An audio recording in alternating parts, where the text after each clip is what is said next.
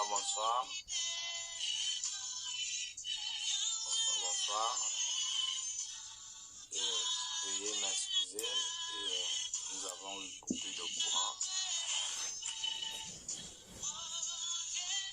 Et le courant venait à peine d'arriver. Que nous continuons toujours sur le même thème, sur le salut. J'ai l'assurance que Dieu va bénir quelqu'un aussi ce soir. Okay, donc, partagez. Vous pouvez partager.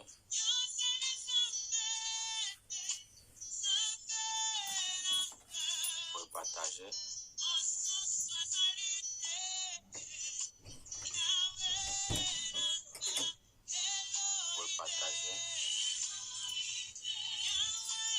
Okay. Nous allons entrer dans les Écritures. Nous allons lire la parole de Dieu dans le livre de Matthieu. Lisons la parole de Dieu dans le livre de Matthieu.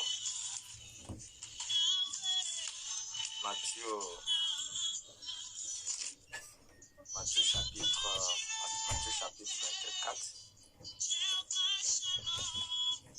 Matthieu chapitre 24. Et nous allons lire à partir du verset 37. La Bible dit, ce qui arriva du temps de Noé arrivera de même à l'avènement du Fils de l'homme. Car les jours qui précédaient le déluge, les hommes mangeaient et buvaient, se mariaient et mariaient leurs enfants, jusqu'au jour où Noé entra dans l'arche, et ils ne se doutaient de rien, jusqu'à ce que le déluge vint et les emporta tous. Il en sera de même à l'avènement du Fils de l'homme. Nous voyons de cette histoire, la Bible nous fait comprendre que à l'époque de Noé, Dieu avait parlé aux hommes. Dieu avait parlé aux hommes de l'époque. Leur salut était simplement au prix, seulement qu'ils devaient seulement venir entrer dans l'arche pour être sauvés. Noé n'avait jamais cessé de parler aux gens de cette époque. Et les gens de cette époque étaient restés incrédules. La Bible nous fait comprendre que dans le livre de Genèse, chapitre 6, le verset 5, la Bible dit, l'Éternel vit que la méchanceté des hommes était grande sur la terre et que toutes les pensées de leur cœur se penchaient chaque jour uniquement vers le mal. Donc vers cette époque, le cœur des hommes était penché vers le mal.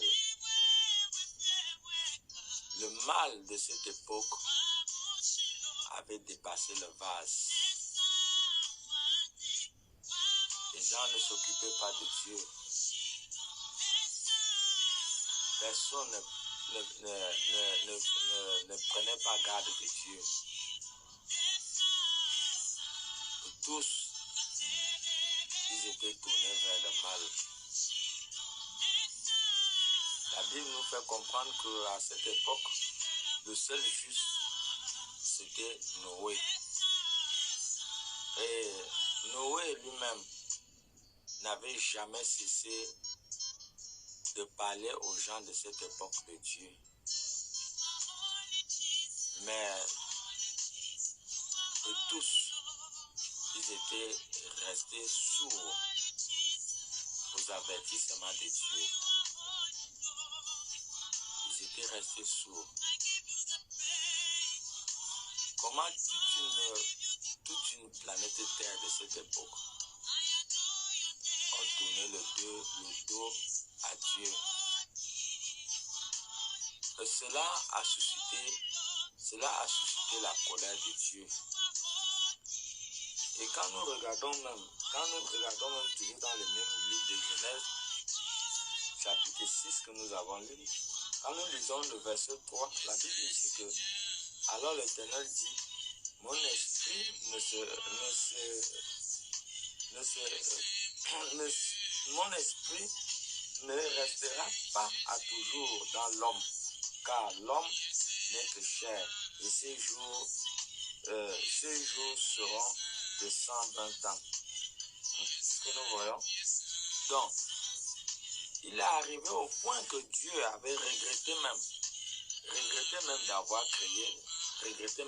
créé l'homme à cause du mal, à cause du péché. Et Dieu, la Bible nous fait comprendre que la même chose qui s'est passée à l'époque de Noé, la même chose va se passer à notre époque. Bon, aujourd'hui, que les gens d'avant, est-ce que Noé ne les avait pas parlé? Si. La Bible nous fait comprendre ici que Noé était un prédicateur. Noé n'avait pas cessé de parler à ces gens. Mais ces gens n'avaient pas pris garde. Ces gens n'avaient pas pris conscience des avertissements qui sortaient de la bouche de Noé. 2 Pierre chapitre 2, le verset 5 nous dit, s'il n'a pas épargné l'ancien monde, mais s'il a sauvé Noé, lui, huitième, ce prédicateur de la justice, lorsqu'il fit venir le déluge sur un monde d'impies. Nous voyons, dans 2 Pierre chapitre 2, le verset 5, nous amène à comprendre que Noé était un prédicateur. Noé n'avait jamais cessé de parler. On ne pouvait pas le définir comme étant prédicateur si vraiment Noé n'avait pas prêché la parole de Dieu. Donc c'est quelqu'un qui a prêché la parole de Dieu au monde de cette époque. Mais les gens étaient restés incrédules du cœur, jusqu'à ce que la colère de Dieu était sans remède. Et la Bible nous amène à comprendre que la même chose qui s'est passée à l'époque de Noé, la même chose va se passer à notre génération. Lorsque les gens de cette époque ont offensé Dieu à un niveau très élevé, Dieu a pris la décision d'exterminer toute la planète Terre, exterminer toute chose. Dieu les avait fait aviser par Noé qui devait faire pleuvoir une grande pluie. Mais aucun d'eux n'avait pris conscience de la chose. Aucun d'eux. Jusqu'à le Seigneur a dit à Noé de construire l'arche.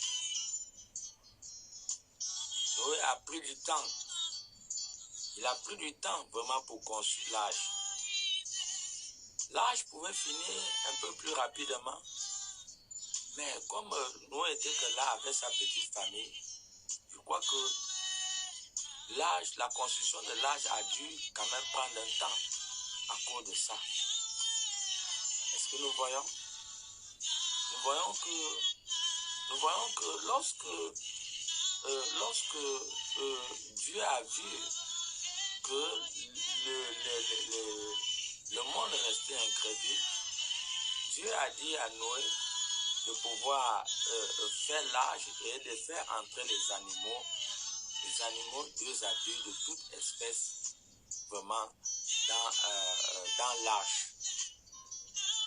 Et personne ne se redoutait de rien. Pendant que Noé était en train de construire l'arche, pour eux c'était un sujet de moquerie. Comme on peut voir aujourd'hui, pendant que l'Église est en train de souffrir pour annoncer l'évangile, la bonne nouvelle. Aujourd'hui, l'Église est devenue un sujet de moquerie. Aujourd'hui, dans certaines nations, l'Église est combattue. L'Église n'a aucune valeur dans certaines nations. L'Église est la dernière des choses. L'Église est piétinée dans certaines régions. L'Église n'est pas considérée. Les hommes de Dieu ne sont pas considérés. Oui, nous voyons que le monde à présent a le même caractère que les hommes de l'époque de Noé. Vous pensez que si Noé avait la considération au milieu de ce peuple, il n'aura pas dû sauver même 2 ou 3 personnes en dehors de sa famille? Mais tout le monde l'a pris pour un fou. Tout le monde l'a pris pour un malade. Dieu, avant de faire toutes choses, Dieu prend d'abord le temps d'utiliser ses prophètes pour aviser le monde. Dieu n'avait pas détruit la terre de l'époque s'il n'a pas pris d'abord la décision de pouvoir avertir le monde de cette époque. Il en est pareil avec aujourd'hui. Les évangélistes n'ont jamais cessé de travailler dans les nations. Ils sont persécutés. Il y a beaucoup qui paient le prix au prix de leur vie. Il y a beaucoup qui sont enfermés. Il y a beaucoup qui sont en prison. Pourquoi? Parce que simplement ils ont pris la décision d'annoncer l'évangile. Nous devons comprendre que les actes de toute génération passeront en revue devant Dieu. Aucune action négative vis-à-vis de l'Église ne pourra passer inaperçue devant le tribunal de Dieu. Et voilà pourquoi nous pouvons voir qu'à une certaine période, l'Église œuvrait revêtue de sacs. Ça veut dire qu'ils œuvraient avec des grandes difficultés, des grandes douleurs. Est-ce que nous voyons un peu? Nous voyons un peu les difficultés que l'Église peut faire face aujourd'hui. Nous avons pour mission simplement pour aviser les hommes.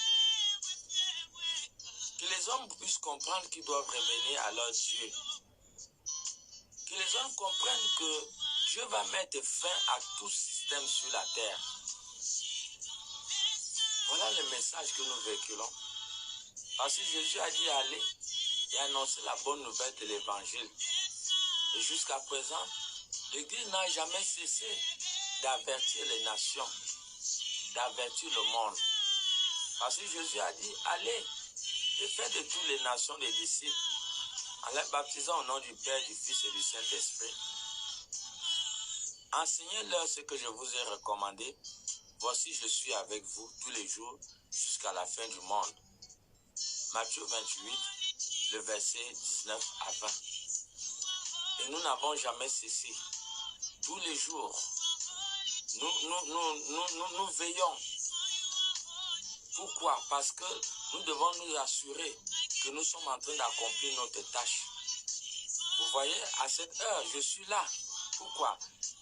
Parce que je suis au service du royaume de Dieu et je dois accomplir ma tâche.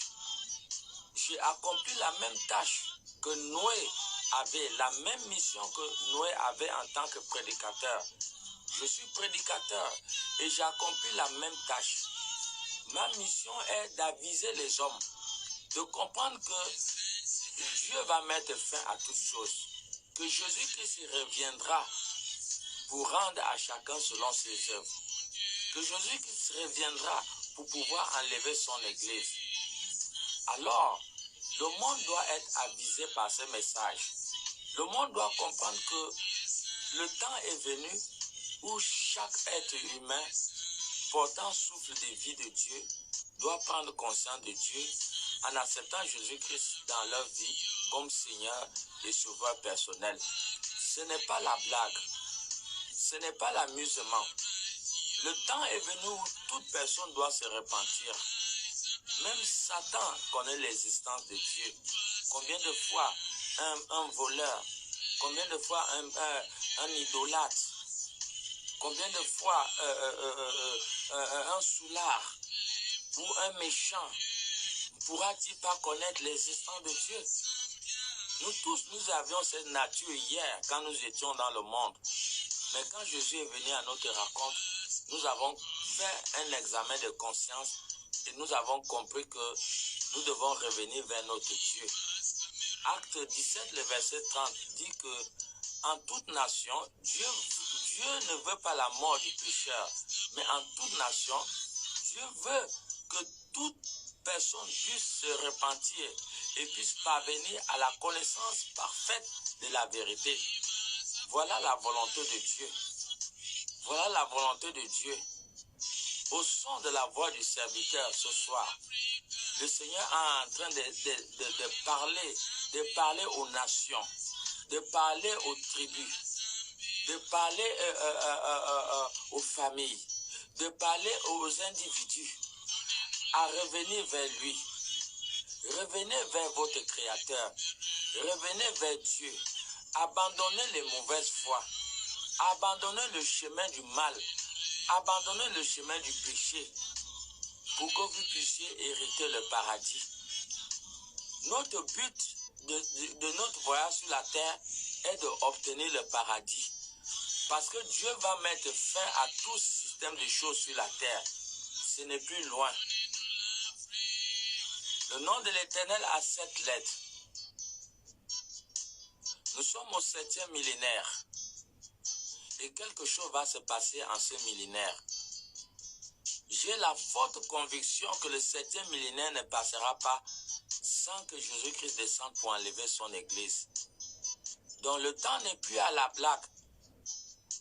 Le temps est arrivé où tu dois prendre conscience, même si tu étais mauvais comment, même si tu étais éloigné, même si tu as fait le mal comment. Dieu est un Dieu de miséricorde. Il pardonne les fautes, il pardonne les rébellions. Dieu peut te pardonner, peu importe ce que tu as fait. Il faut simplement que tu prennes conscience de lui. Il faut simplement que tu reviennes vers ton Créateur. Il va te pardonner. Il va te pardonner. Pourquoi se faire du mal? Tu sais bien que tu as une fin. Tu sais bien que tu es pour un temps sur la terre. Et après notre départ sur cette terre, nous partons toujours à la rencontre de Dieu. Nous ferons face à Dieu. Pourquoi pas réfléchir sur ce concept? Pourquoi pas réfléchir sur le dernier jour de ton existence sur la terre? Pourquoi se pencher sur les choses éphémères de ce monde? Dieu a créé un paradis. Un paradis où tous ces élus, tous ces enfants devront vivre éternellement. Un paradis où il n'y aura plus la mort, il n'y aura plus la nuit, il n'y aura plus la maladie, il n'y aura plus les pleurs, il n'y aura plus les douleurs, il n'y aura plus la famine. Toutes les choses anciennes seront passées et toute chose deviendra nouvelle. La grande ville, la Jérusalem céleste, elle est toute en or. Toutes les personnes qui sont mortes, qui sont allées visiter la nouvelle Jérusalem céleste, elles n'ont plus jamais voulu revenir dans leur corps. Parce que le corps que nous avons, c'est une pourriture. Alors pourquoi rater un si grand bonheur pour la vanité de ce monde? Pourquoi rater le ciel? La même chose qui s'est passée à l'époque de Noé, la même chose va se passer en ce moment. Alors que chaque homme, que chaque femme prenne conscience de Dieu, peu importe où tu es, peu importe ce que tu as fait, Jésus t'appelle. Jésus t'appelle. Jésus cogne Jésus cogne à la porte de ton cœur. C'est maintenant qu'il faut l'accepter. C'est maintenant qu'il faut prendre conscience de lui. C'est maintenant. Parce que demain serait trop tard. Noé a prêché. La même manière que je suis en train d'encourager quelqu'un ce soir, Noé a fait le même travail. Mais malheureusement, tout cœur a été penché vers le mal et tout cœur a été endurci. La colère de Dieu était sans remède. Et Dieu décida de détruire le monde de cette époque. Dieu décida de faire tomber une grande pluie. Et la Bible dit que lorsque Noé a fini de faire entrer dans l'arche 2 à 2 animaux, la Bible nous fait comprendre que c'est Dieu lui-même qui a fermé la porte de l'arche. Et les valves des cieux se sont ouverts. La grande pluie que ces gens n'avaient jamais expérimenté cette période, cette grande pluie a commencé à pleuvoir. La Bible nous fait comprendre que sur toute une planète Terre, il y avait seulement 8 personnes qui ont été sauvées. 8 personnes qui ont été sauvées. Ça, c'est quel pourcentage? 8 personnes seulement qui ont été sauvées. Vous-même, regardez le niveau de l'incrédulité de l'homme. Est-ce que c'est normal? Mettez-vous à la place de Dieu. Si c'est vous qui aurez créé un système, créé une chose, et cette chose vous désobéit, je prends simplement un exemple. Tu as souffert pour mettre ta fille au monde. En l'accouchant, tu as failli mourir même. Tu n'avais pas de grands moyens.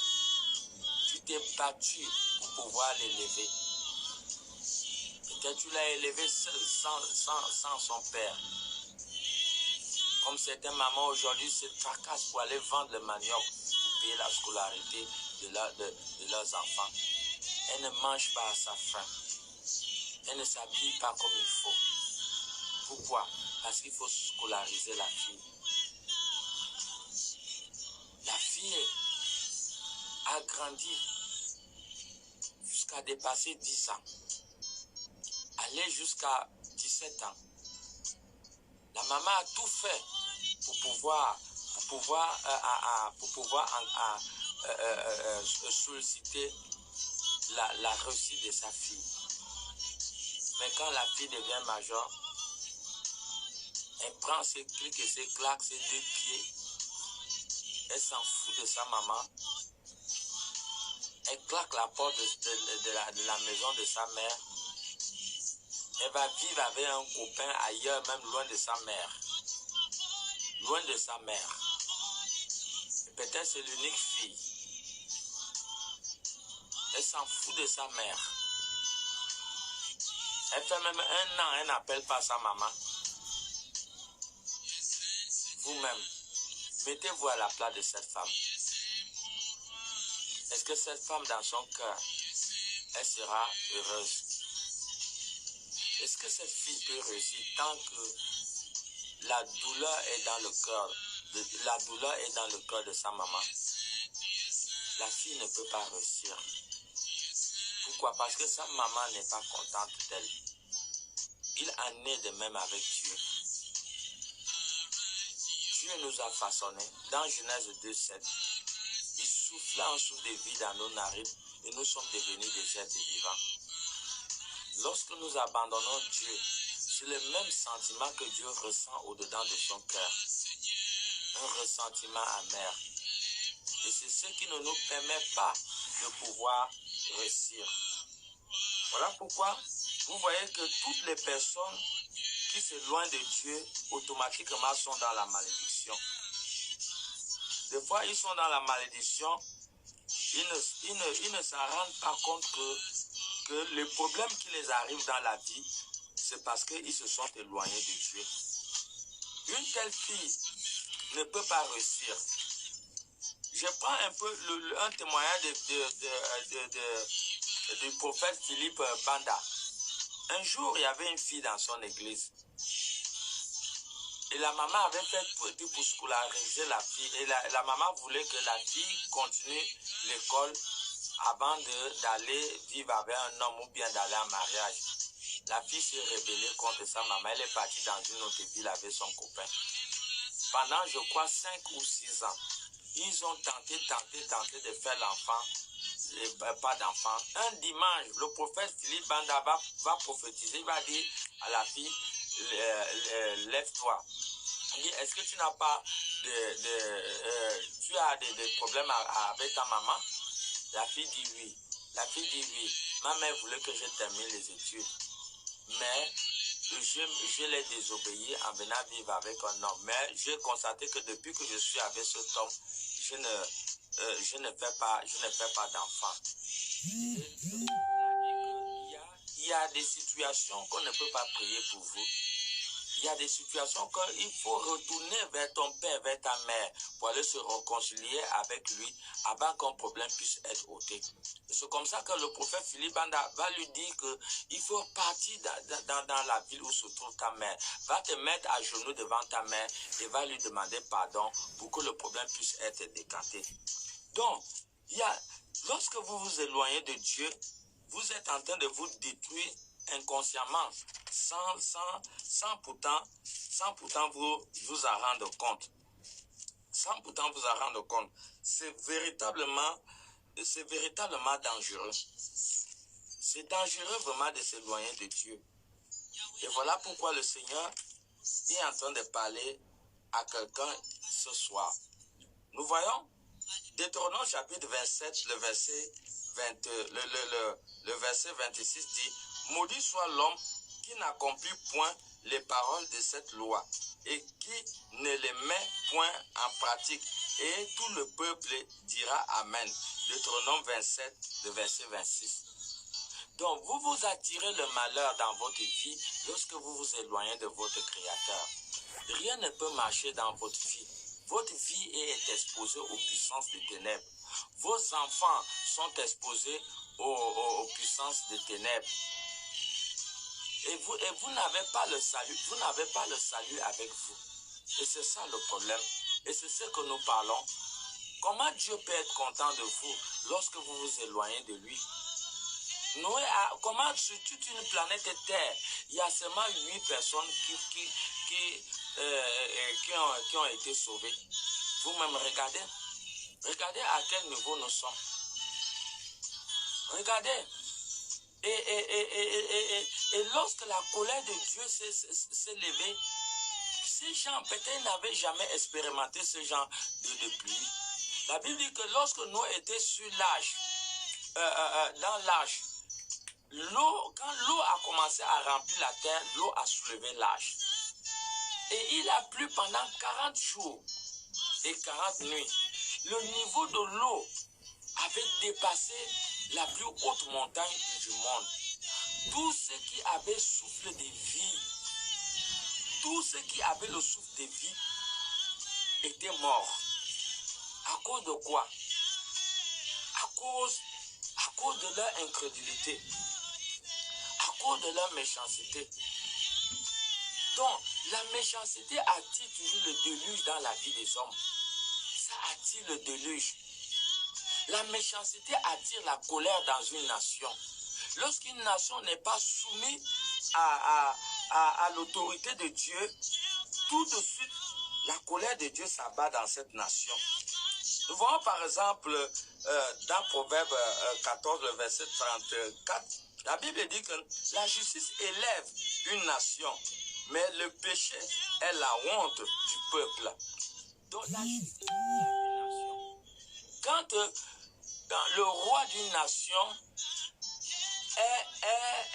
est soumis à l'autorité divine, ce Dieu qui est le créateur de la planète Terre, la terre n'appartient à aucun homme. Aucun homme n'est propriétaire de la terre. La terre appartient à Dieu. Je crois que c'est ce que le livre de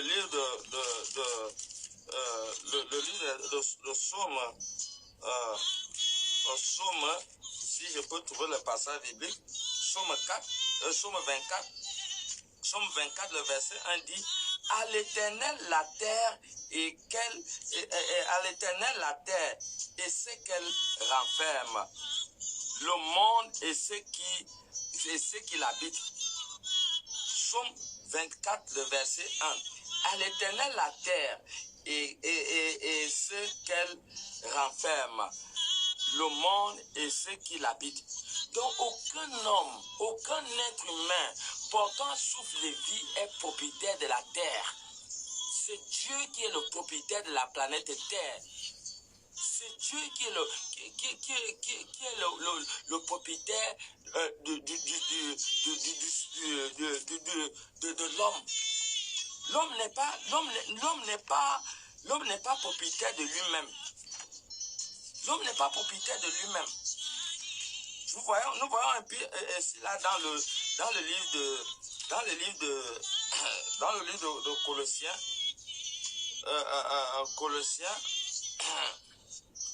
Voilà, Colossiens chapitre 1, le verset 15, il dit, il est, on parle de Jésus-Christ, il est, Colossiens chapitre 1, le verset 15 à 16, il est, on parle de Jésus-Christ, il est l'image du Dieu invisible, premier-né de toute la création, car en lui ont été créées toutes les choses qui sont dans les cieux et sur la terre, les invisibles, les visibles et les invisibles, trône, dignité, domination, autorité, tout a été créé par lui et pour lui. Je reprends Colossiens chapitre 1, le verset 15 à 16. On parle de Jésus, je vous rappelle. Il est l'image du Dieu invisible, le premier-né de toute la création, car en lui ont été créées toutes les choses qui sont dans les cieux et sur la terre, les visibles et les invisibles, trône, dignité, domination, autorité, tout a été créé par lui et pour lui. Donc, l'homme n'est pas propriétaire de la terre. C'est Dieu qui est le propriétaire de la terre. Et voilà pourquoi toute nation qui déshonore Dieu, toute nation qui ne respecte pas l'Église, cette nation ne peut pas avoir la paix. Cette nation il y a aucun système dans le monde. Il n'y a aucun système dans le monde qui a gagné cette bataille contre l'Église. Nous avons vu à l'époque des Hérodes, les sacrificateurs et les Romains, les Sadducéens, ils se sont levés pour combattre contre l'Église. Ils n'ont pas rapporté ce combat. Aucun gouvernement sur la terre ne peut gagner ce combat. Parce que l'Église, c'est pas les bâtiments. L'église, c'est pas les bâtiments. En Corinthiens chapitre 12, le verset 27, nous définit qu'est-ce que c'est l'église. En Corinthiens chapitre 12, le verset 27, nous dit ici, vous êtes le corps de Christ et vous êtes ses membres, chacun pour sa part. Donc, l'église, ce n'est pas les bâtiments. L'église, c'est cet ensemble de croyants qui s'unissent. Et la Bible dit dans Psaume 133 qu'il est bon et agréable que les enfants de Dieu se réunissent. Il dit, il est bon, c'est un principe divin dont toute autorité qui s'élève pour combattre contre la constitution divine, alors ça va attirer le malheur dans une nation. On peut tout toucher dans une nation, mais quand on touche à l'église, alors on attire la colère de Dieu dans cette nation. Vous allez voir qu'il y aura une déstabilisation. Il y aura des problèmes qui vont venir à gauche et à droite. Pourquoi? Parce que en ce moment, on ne combat plus contre les hommes. Parce que nous sommes le corps de Christ. Quand on touche l'église, c'est Dieu. C'est Dieu qu'on est en train de toucher. Nous avons vu lorsque Gamaliel, on voulait tuer les apôtres, Gamaliel les a dit, attention, ne vous retrouvez pas en train de combattre contre Dieu. Il dit, si cette œuvre vient des hommes, cette œuvre va s'éteindre. Mais si l'œuvre que nous faisons est de Dieu, aucun être humain ne peut éteindre l'œuvre de Dieu. Aucun gouvernement dans le passé n'a pu éteindre l'action de l'Église. Et Gamaliel va leur dire que laissez-les aller. Faites attention de ne pas vous retrouver en train de combattre contre Dieu. Voilà pourquoi j'encourage le gouvernement dans le monde de laisser l'Église exercer. L'Église doit exercer. Il ne faut pas qu'une nation se retrouve en train de chercher à affronter Dieu. Aucune personne n'a gagné la bataille. Nous pouvons voir tous les combats que le peuple d'Israël a menés avec des peuples dans le passé. Lorsque Dieu va faire sortir Israël de l'Égypte au pays de Canaan, Israël a combattu contre 31 nations. C'est un seul ange. Il n'y avait pas deux anges. Un ange a fait sortir Israël de l'Égypte jusqu'à Canaan. Ils ont combattu contre 31 nations. Et ils ont été vainqueurs sur toutes les 31 nations. Donc voilà pourquoi on peut comprendre que la terre et le ciel appartiennent à Dieu. De ça. Voilà pourquoi l'Église doit être respectée dans une nation. Les hommes de Dieu doivent être respectés. Si on veut la stabilité, par exemple, d'un gouvernement, on veut la stabilité vraiment d'une nation, on veut la stabilité d'une famille, il faut que l'Église soit respectée. Il faut que les hommes de Dieu soient mis à leur place, parce que ce sont des serviteurs de Dieu. Ils ont sacrifié leur vie pour la cause du royaume de Dieu. Et voilà pourquoi la Bible dit que la colère de Dieu se révèle dans le ciel à cause des injustices des hommes. Voilà pourquoi nous devons comprendre que Noé a prêché la parole de Dieu. Nous avons vu, quand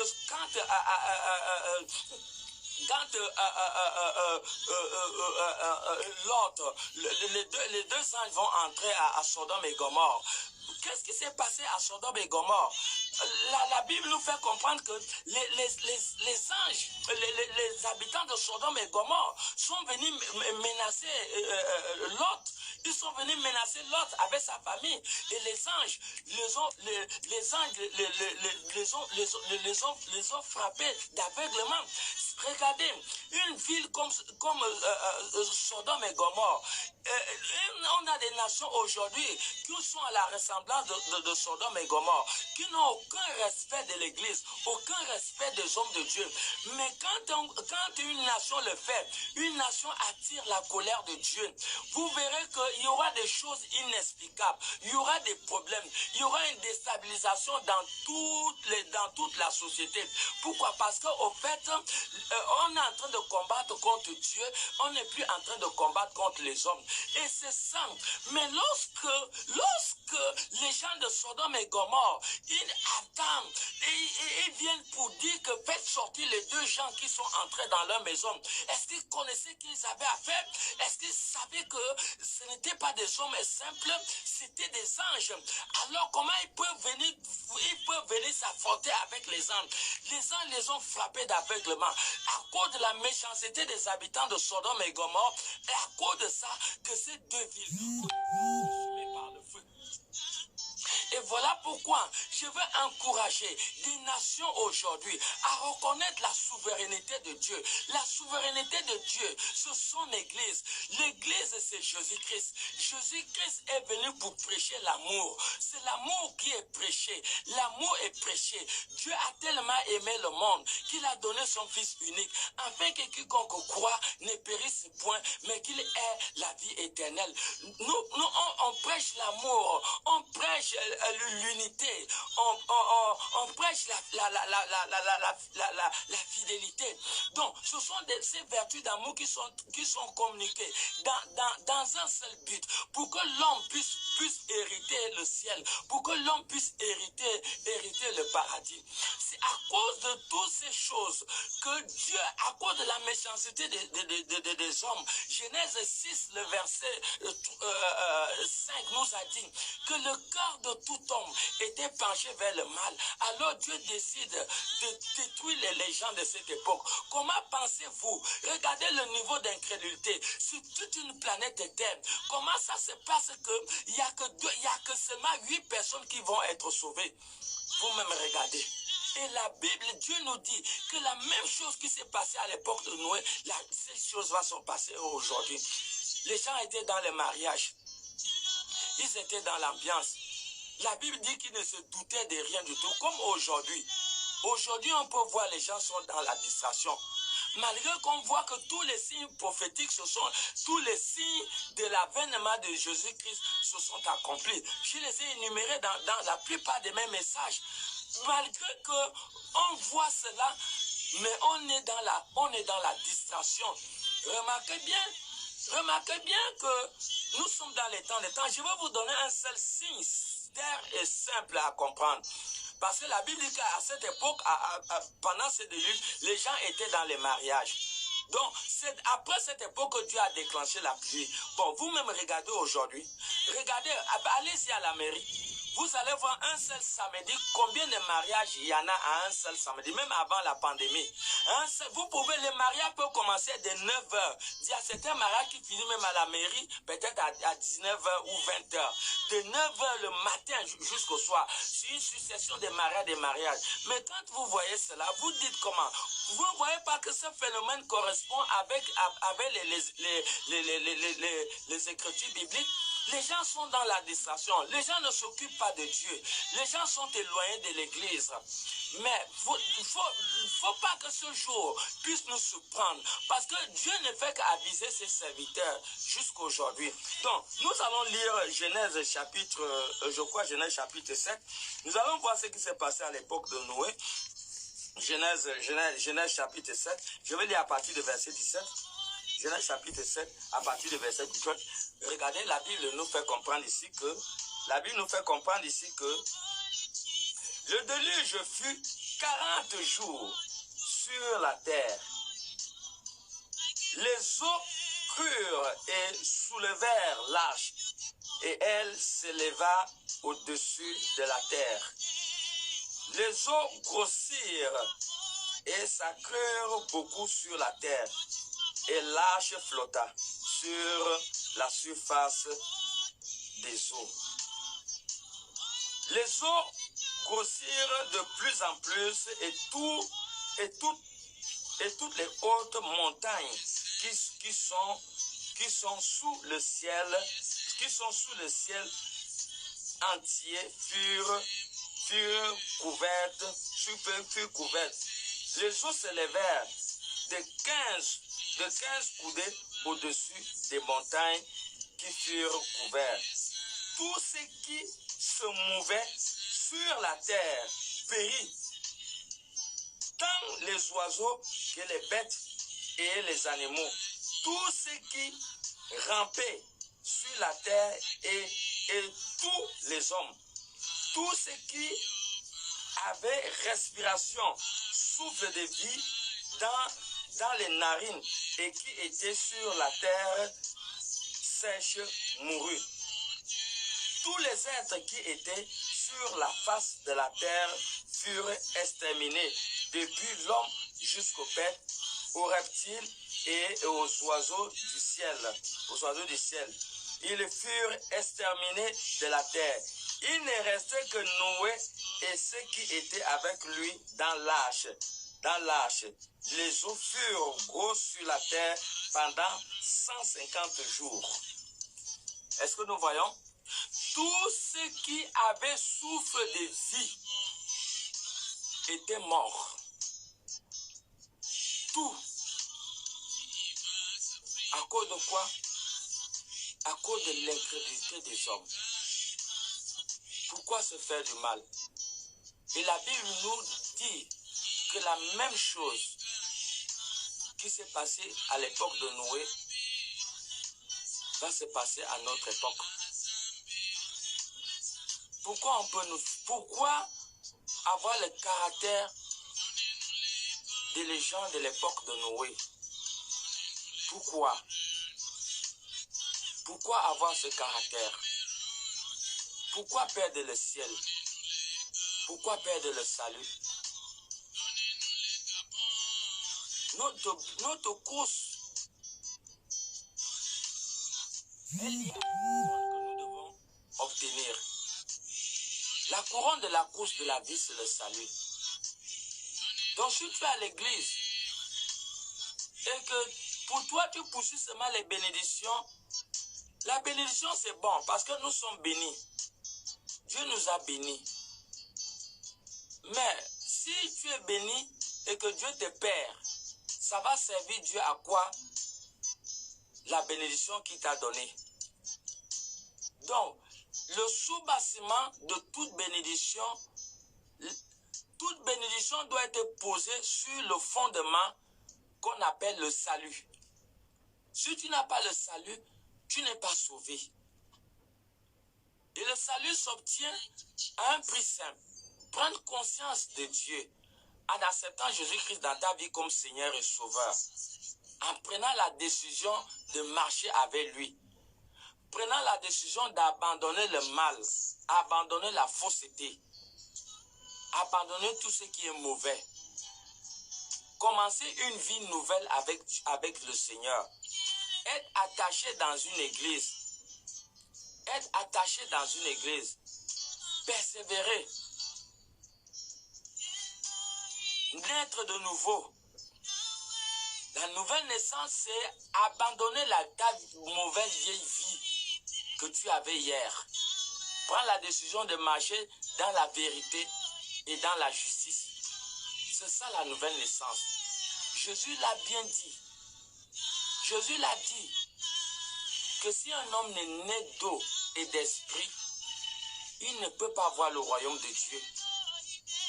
La nouvelle naissance, c'est croire que Jésus-Christ est le Fils de Dieu et être baptisé.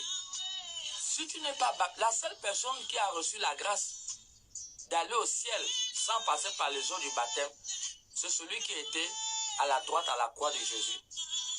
Parce que Jésus l'a dit qu'aujourd'hui même tu seras au paradis avec moi. C'est cette personne. Et Hébreux 1:3 nous amène à comprendre qu'étant le reflet de sa gloire, accomplissant toutes choses par sa parole puissante, et voilà pourquoi il est normal que tu puisses remplir toutes les formalités pour que ton nom puisse être inscrit dans le livre de vie de l'agneau. Ne pas commettre l'erreur. Ne commets pas l'erreur de pouvoir rater le ciel. Nous tous que vous voyez là, c'est le combat que nous menons tous les jours. Pour maximiser, pour faire tout effort pour que nous puissions plaire à Dieu. Nous faisons les efforts tous les jours. Nous essayons de nous apprêter parce que nous sommes conscients des temps. Nous savons que les temps se sont déjà accomplis, que presque tous les prophètes bibliques se sont déjà accomplis. Je crois que dans mes messages, vous avez vu comment j'ai développé les 7 trompettes et les 7 sceaux. Dans ces messages, j'ai développé plusieurs réalités qui nous amènent à comprendre que les temps se sont déjà accomplis. Donc voilà pourquoi il n'y a pas le temps à perdre. Il n'y a pas le temps à perdre. Nous vivons déjà les temps de la fin. La même chose qui s'est passée à l'époque de Noé va se passer à notre époque. Et quand nous regardons, nous voyons véritablement le niveau de la distraction qui est très élevé. C'est très élevé. Pourquoi rater le ciel? 1 Corinthiens chapitre 6 que je vais lire. 1 Corinthiens chapitre 6.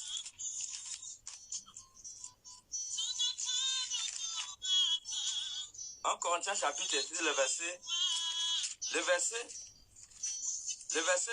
à partir du verset 9, il dit: ne savez-vous pas que les injustes n'hériteront point le royaume de Dieu?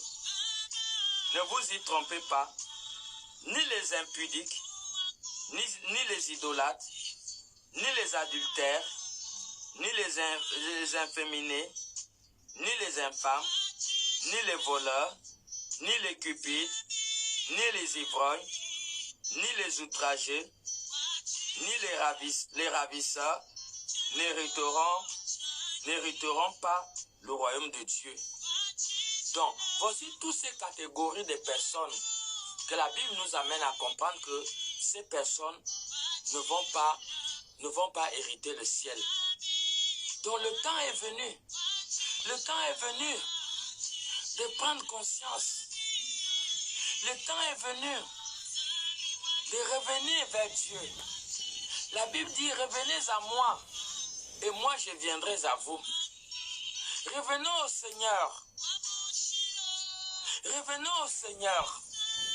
Le Seigneur nous appelle.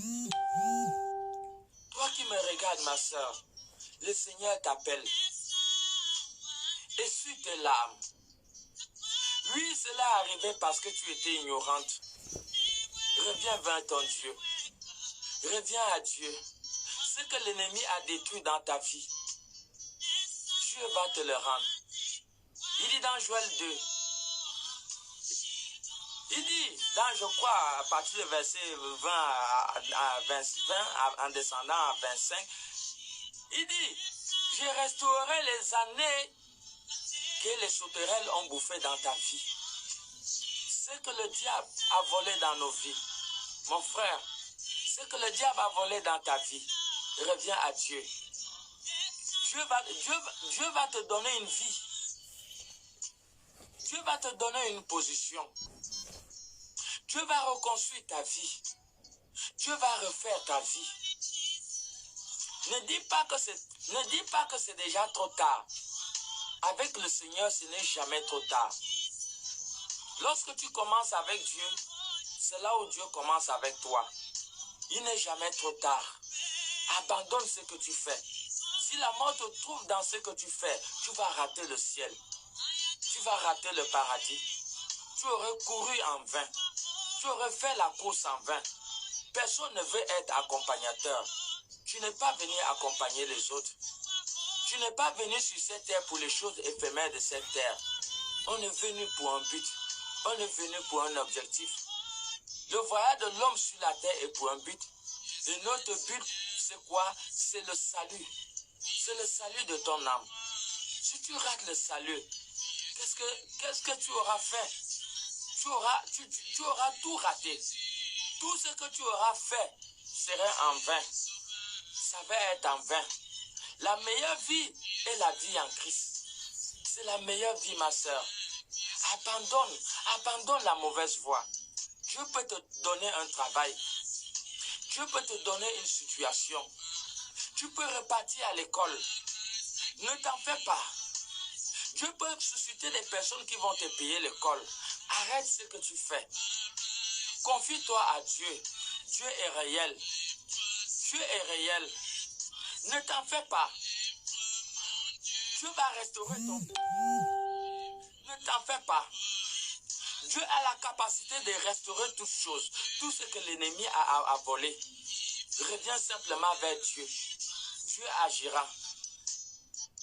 Il dit dans Ecclésiaste 3:11 qu'il fait toutes choses bonnes à son temps. Ne te presse pas. Continue à vivre ta vie de sanctification. Lorsque le temps viendra, Dieu enverra l'homme de ta vie. Ne brûle pas les étapes. Ne détruis pas ta relation avec le Seigneur. Garde fermement ta relation avec Dieu. Pour que ton nom puisse être inscrit dans le livre des vies de l'agneau. Que ton nom soit inscrit dans le livre des vies de l'agneau. Abandonne le mal.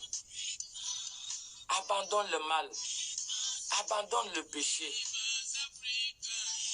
Prends la décision de marcher avec Dieu. La meilleure vie est la vie en Christ. C'est la seule garantie de la vie.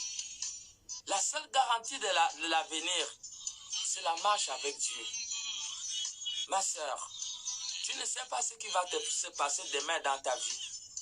Tu ne sais pas ce qui se passera dans ta vie d'ici décembre, mon frère. Aucune personne ne peut aller à Gamatek, une maison de société de vente de voitures, aller payer une voiture de 50 millions.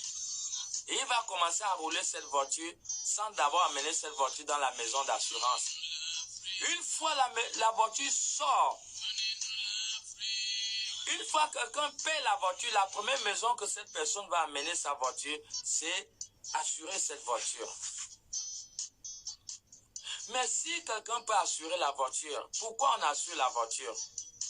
On assure la voiture à cause des dangers à venir. Oh ma soeur, tu ne sais pas ce qui se passera dans ta vie en l'an 2021. Tu ne sais même pas la raison pour laquelle tu es en train d'écouter la voix que tu es en train d'écouter. Tu ne sais pas ce qui se passera dans ta vie dans 5 ans. C'est maintenant. C'est maintenant. La meilleure manière d'assurer l'avenir, c'est prendre conscience de Jésus-Christ. Accepte-le. Ce n'est pas une lâcheté d'accepter Jésus-Christ. Accepter Jésus-Christ est la meilleure vie. C'est la vie du succès.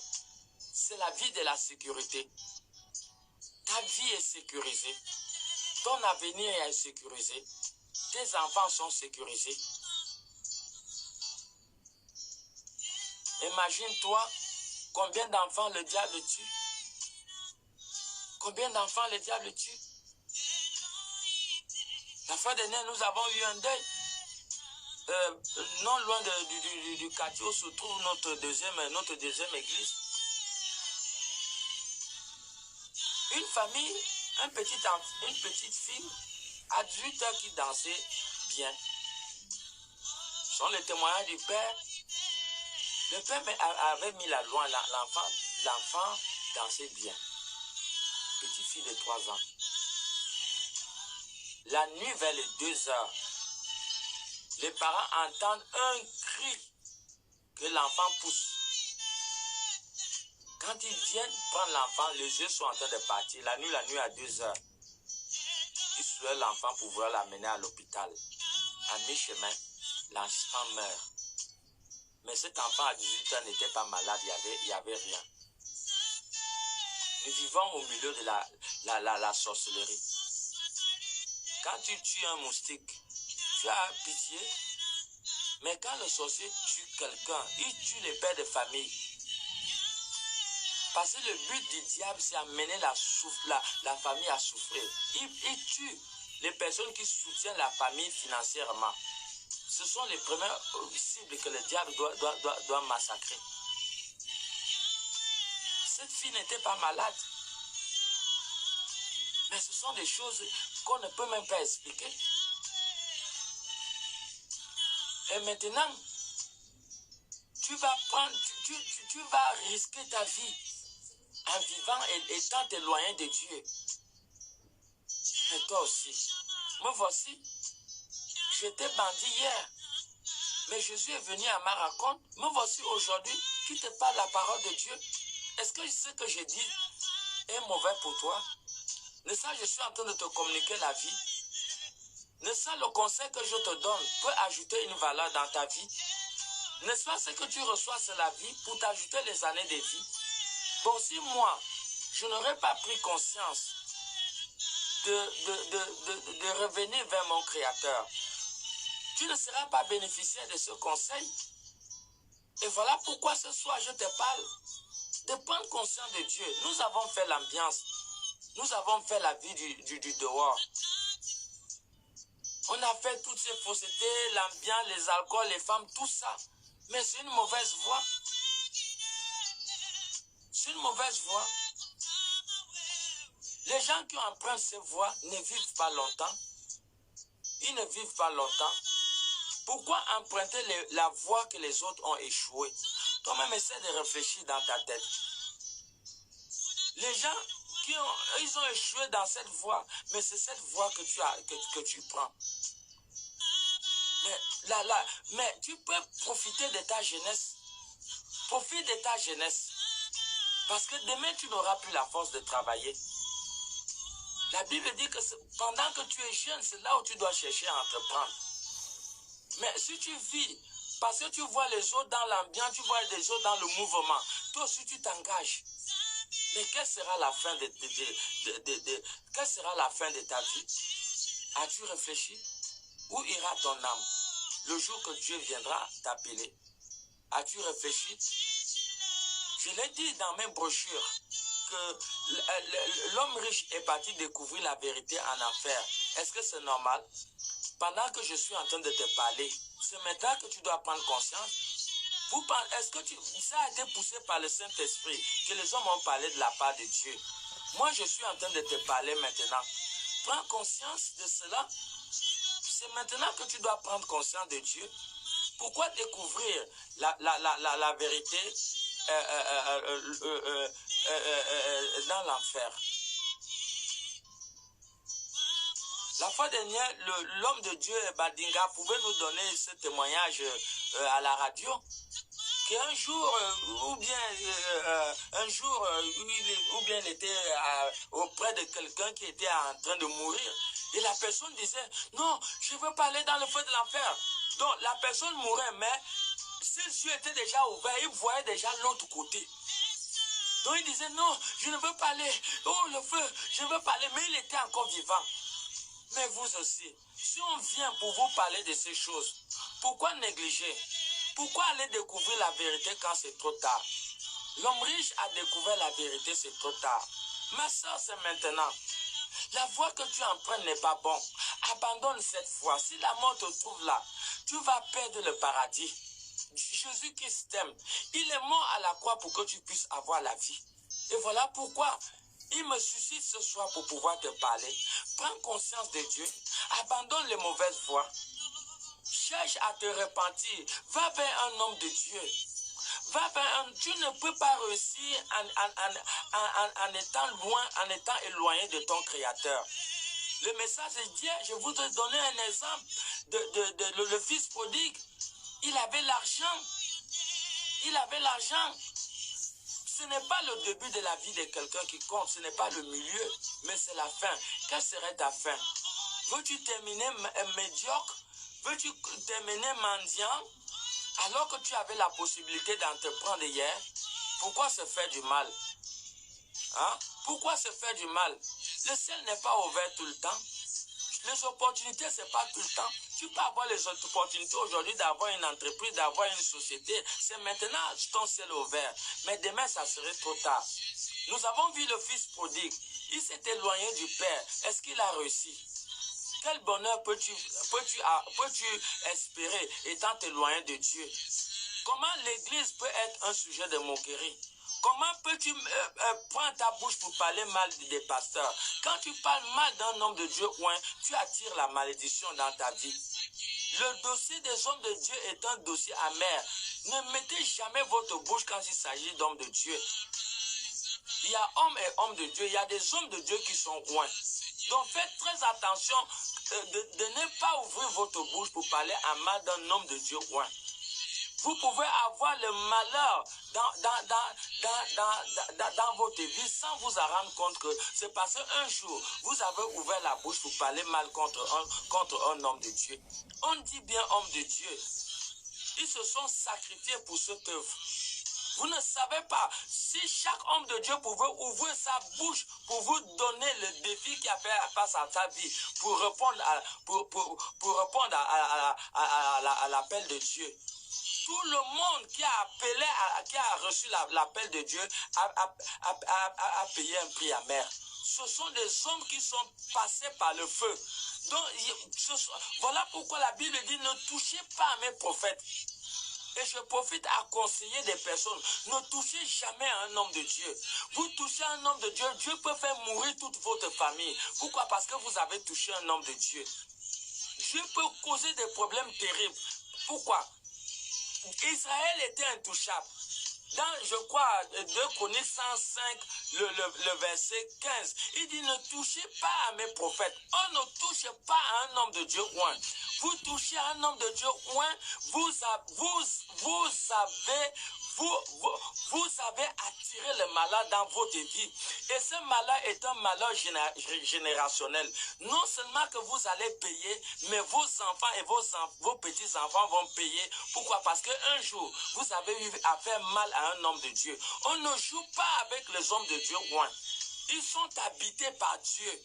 Ils sont habités par Dieu. Ne vous éloignez pas de Jérusalem, car je vous enverrai une puissance. Le Saint-Esprit descendra en nous. Donc nous sommes des porteurs de Dieu. Nous sommes des porteurs de Dieu. Dieu est au-dedans de nous. Donc nous exerçons un ministère divin. Nous exerçons un ministère du royaume de Dieu. Voilà pourquoi tout homme de Dieu et toute femme de Dieu a droit on doit les respecter.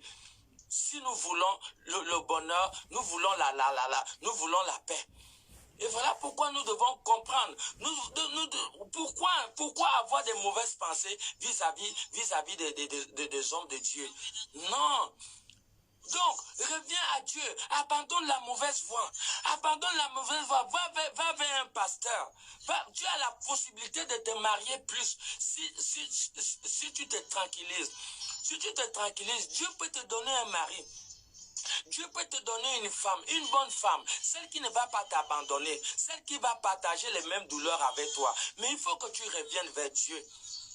Le fils prodigue était éloigné de Dieu, mais toute sa vie a été une vie de malheur.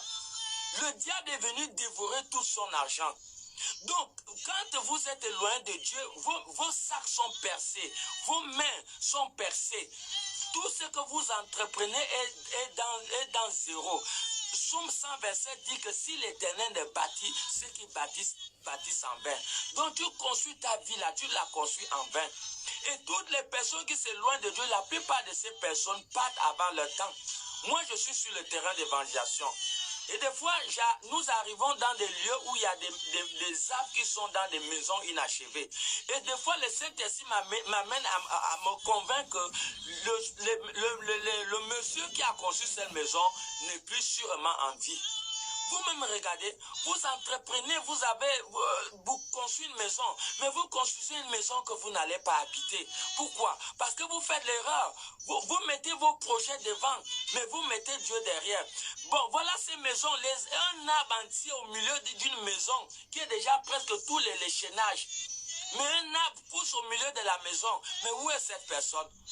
Vous pensez que même si cette personne était en vie et qu'il n'avait pas les moyens, il ne devait pas venir dépousser l'intérieur de la maison? Vous voyez comment les hommes sont? Tu te plonges sur le projet, tu es sûr que tu vas finir ce projet? Tu es sûr? Une voiture neuve ne peut pas prendre le risque de quitter d'ici à Libreville pour arriver à Bitam sans assurance. Il est sûr que peut-être qu'il risque de ne pas arriver. Donc il faut qu'il prenne l'assurance. Quand il a l'assurance, il a tous ses papiers, il sait qu'il va arriver à Bitam. Mais pourquoi pas l'homme? Tu veux continuer à vivre pour atteindre les années que Dieu t'a assignées.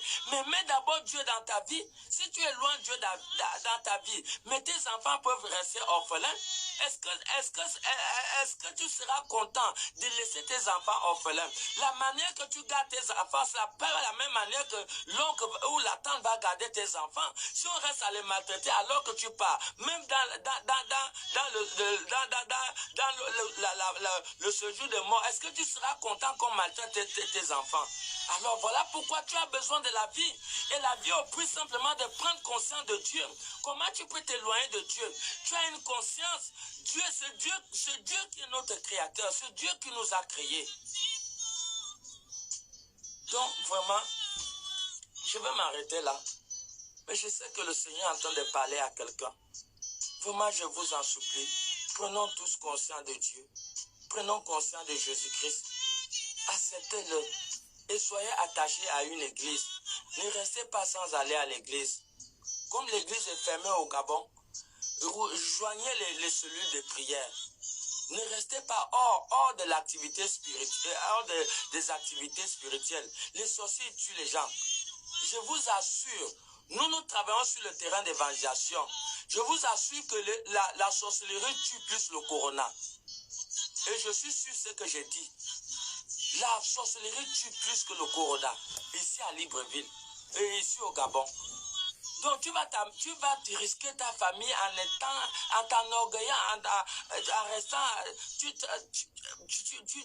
mets de l'orgueil. Mais aie pitié des enfants, aie pitié de ta femme ou des autres. Laisse-les aller à l'église. Pourquoi les empêcher d'aller à l'église? Vous voyez, tu as besoin de la sécurité divine. Tu as besoin que Dieu te protège contre la sorcellerie de ta famille. Est-ce qu'une famille aujourd'hui, on peut dire qu'il n'y a pas la sorcellerie? Pourquoi courir un si grand risque? Vraiment que le Seigneur vous bénisse. Que le Seigneur vous bénisse. Merci Seigneur. Au nom de Jésus-Christ. Amen.